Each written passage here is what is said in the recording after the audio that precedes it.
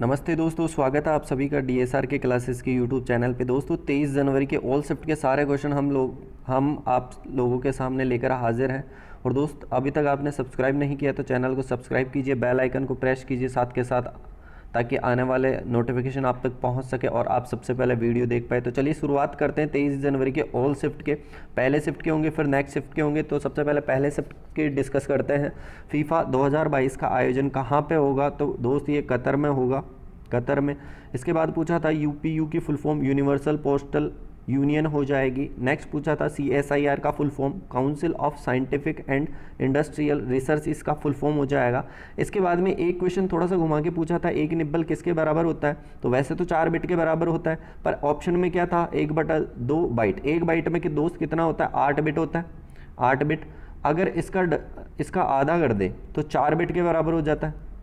यहाँ पे बाइट बराबर हो जाएगा 4 बिट, तो इसका आधा ऐसे करके दिया था आपको थोड़ा सा घुमा के। अक्टूबर 2020 तक भारतीय संविधान में कितने अनुच्छेद हैं? तो 470 अनुच्छेद हैं वर्तमान में, या फिर कहीं पे आपको 448 मिलेगा, तो इसमें थोड़ा सा कन्फ्यूजन हो सकता है। और संविधान निर्माण के समय पूछे तो 395 होगा, वर्तमान पूछा था 2020 में तो 470 इसका करेक्ट आंसर हो जाएगा। सागा 220 क्या है? तो भारत का सबसे तेज़ कंप्यूटर है, जो कि भारतीय अंतरिक्ष अनुसंधान संगठन द्वारा बनाया गया है। इसके आगे आपसे पूछा था अहमदनगर की कौन सी रानी है जिसने अकबर के साथ युद्ध लड़ा था? तो चांद बीबी उसका आंसर हो जाएगा। भारत का प्रथम सुपर कंप्यूटर कौन सा है? तो परम 8000 हो जाएगा, 8000 हो जाएगा। कंप्यूटर यूज़र और हार्डवेयर के बीच में जो इंटरफेस का कम्युनिकेशन का जो काम करता है वो ऑपरेटिंग सिस्टम, इसका सही जवाब हो जाएगा। आगे क्वेश्चन पे अगर हम मूव करें, इनमें से कौन पर्यावरण को प्रदूषित नहीं करता है? तो ऑप्शन में ये 4 थे आपके पास। प्लास्टिक है, ओजोन परत का बढ़ना है, प्रदूषण है, वेस्ट प्रोडक्ट है। तो ओजोन परत बढ़ जाती है तो ये तो पराबैंगनी से रक्षा करती है, तो यही आंसर इसका हो जाएगा। बाकी सबसे पॉल्यूशन होता है। सेंधा नमक का रासायनिक खनिज नाम पूछा था, तो हैलाइट करके ऑप्शन था जो इसका सही जवाब हो जाएगा। नेक्स्ट क्वेश्चन है, सबसे ऊंचा विक्ट्री मेमोरियल कौन सा है? तो बुर्ज खलीफा इसका सही आंसर हो जाएगा। विक्ट्री मेमोरियल के बारे में पूछा था। राजस्थान की फड़ किस प्रकार की कला है? तो लोक चित्रकला है, ठीक है। ये देवताओं से रिलेटेड होती है, देवताओं से रिलेटेड राजस्थान में संबंधित होती है। नेक्स्ट क्वेश्चन आपसे पूछा था, प्रकाश संश्लेषण के लिए क्या आवश्यक है?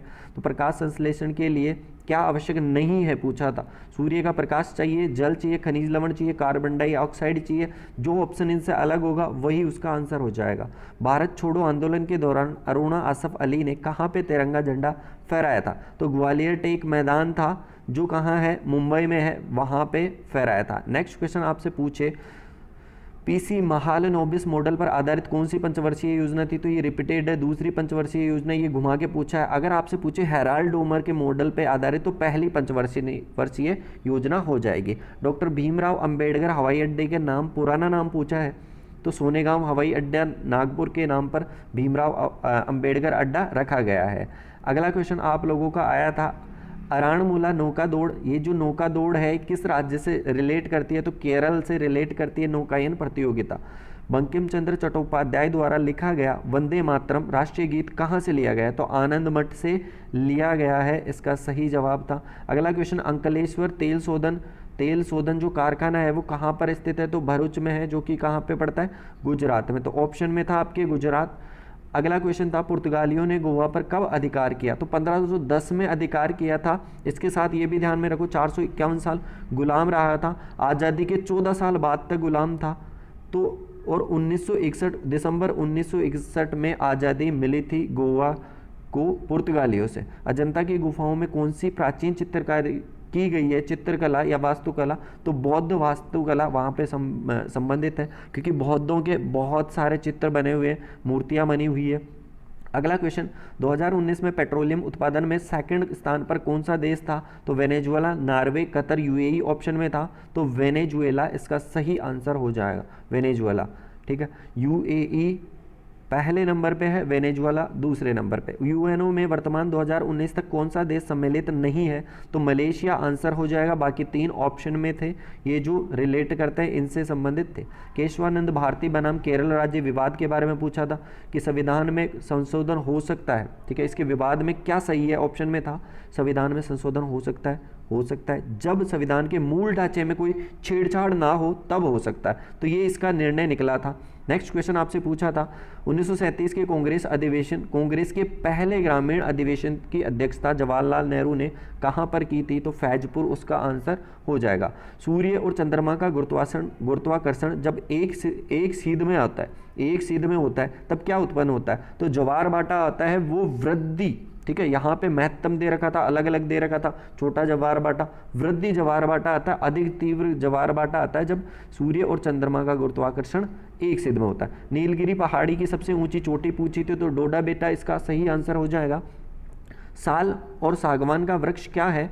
तो शंकुधारी वनों में ये काउंट होते हैं। नेक्स्ट पूछा था विलुप्त स्पीसीज से पूछा था कि लुप्त पर्याय प्रजातियों को क्या कहा जाता है? तो विलुप्त कहा जाता है, उनको एक्सटिंक्ट कहा जाता है। ये ऑप्शन में आपके था।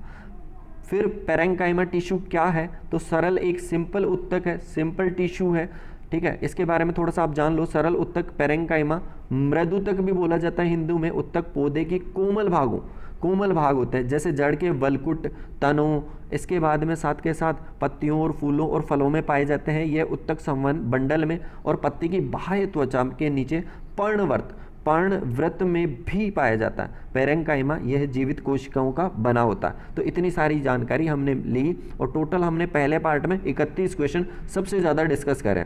इसके बाद में सेकंड शिफ्ट के क्वेश्चन देखते हैं। पद्मावत किसने लिखी थी? तो मलिक मोहम्मद जायसी इसका करेक्ट आंसर हो जाएगा। सौभाग्य योजना किससे रिलेट करती है? तो बिजली कनेक्शन से संबंधित योजना है, ठीक है। इसमें LED 5 बल्ब देने का कुछ ऐसा करके प्रधानमंत्री जी ने चलाई थी। घूमर डांस किस राज्य का है? तो भैया बहुत आसान है, राजस्थान का।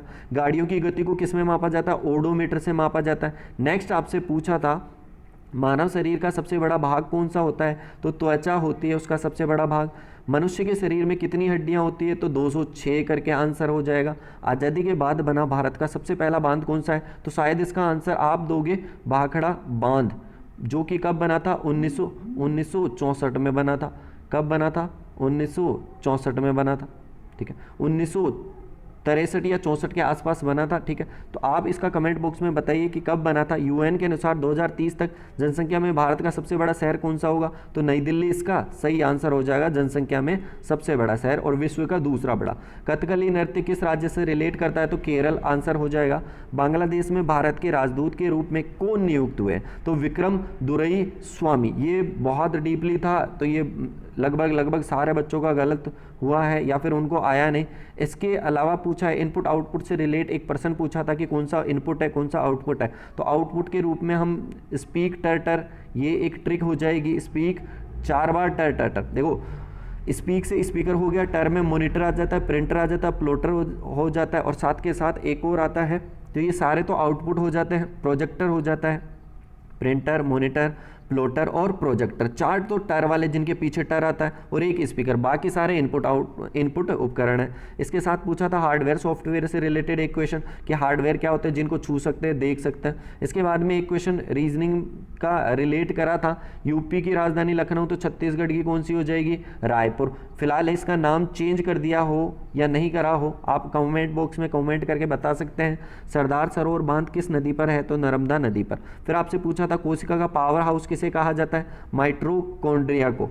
विनिमय दर से संबंधित एक प्रश्न पूछा था। नेपाल की लड़की का नाम जिसने लगातार 126 घंटे तक डांस करके गिनीज रिकॉर्ड बनाया, तो उसका नाम वंदना था। इससे पहले ये भारतीय महिला से संबंधित था ये रिकॉर्ड। बलबन का शासनकाल पूछा है जो 1249 से 87 तक था। तो 18 क्वेश्चन हमें मिले। इसके बाद में आप क्वेश्चन अगर एक्स्ट्रा हो तो कमेंट में कमेंट करके बता सकते हैं। मिलते हैं नेक्स्ट क्वेश्चन सेशन के साथ, तब तक के लिए धन्यवाद। पर आप दोस्त सब्सक्राइब करना ना भूलें।